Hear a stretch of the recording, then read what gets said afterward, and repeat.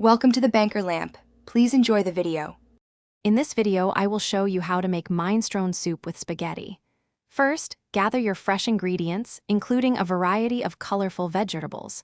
We'll create a robust tomato base, simmering it to perfection.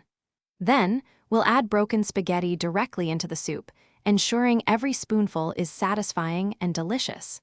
This recipe is perfect for a comforting meal.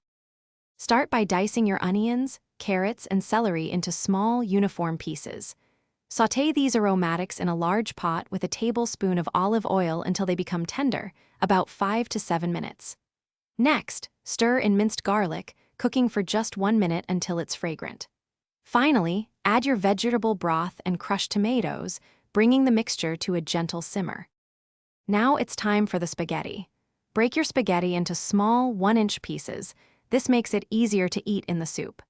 Add the broken spaghetti directly to the simmering broth and cook until it's al dente, usually around 8 to 10 minutes. Just before serving, stir in a generous handful of fresh spinach until it wilts, then season with salt and pepper to taste.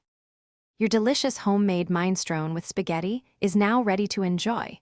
Ladle the hot soup into bowls and garnish generously with freshly grated Parmesan cheese and a sprinkle of chopped fresh basil. This hearty soup pairs wonderfully with a slice of warm, crusty bread. For more great deals and to check out the Oala water bottle, be sure to look for the links in the description below. Enjoy your meal.